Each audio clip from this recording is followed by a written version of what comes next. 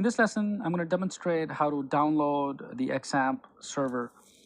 And then once it's downloaded, I'm going to demonstrate how to actually go about doing some minor configurations to the server. It's a pretty straightforward process, but I'm going to show you how it's done, okay? So let's go ahead and search for XAMPP server on Google. And typically we'll go to Apache Friends to download it, which is right here, the first link that it shows. You can also download it from SourceForge if need be. Either way, it's the same thing, okay? So let's go to Apache Friends, download XAMPP. In this and it lesson, takes you directly to the download moving forward, page. I'm going to demonstrate And how to depending upon download your quickly the operating system, you can Atom download editor it for our Windows, code. for We'll be Mac, using this or editor. Linux, and so on, okay? So it's your own choice. The current version is PHP 5.5.30 for Windows, and you can either use the 32-bit version to download the entire file. Once it's downloaded, you can install the XAMPP server. So again, just click on download and it will download the file for you. Now once it's downloaded, using the installer, just install it just like a normal software.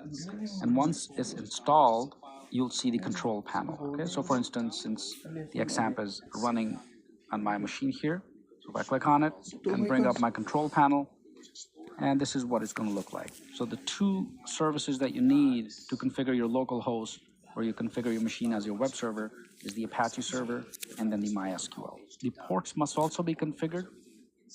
By default, your browser uses port 80, so make sure you change these port numbers. And you can simply go to config, for example, and then go to your Apache httpd.config file, for instance. Let me expand that and scroll down. I'm going to demonstrate and show you where to actually do it. Okay, so here it is. So this is where you change the port.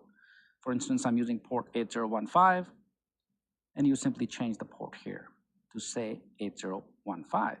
And you scroll down. The next setting that you're going to change is your virtual port, which is right here. So you're going to change your server name, localhost also to any port number. So these two settings you must change before you actually have your XAMPP server up and running.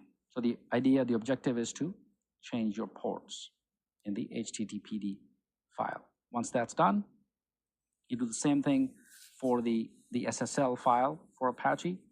And for your SSL, change your SSL port to listen to any other port. So by default, this is 443, but I changed it to 10443. Okay, so right here you can see.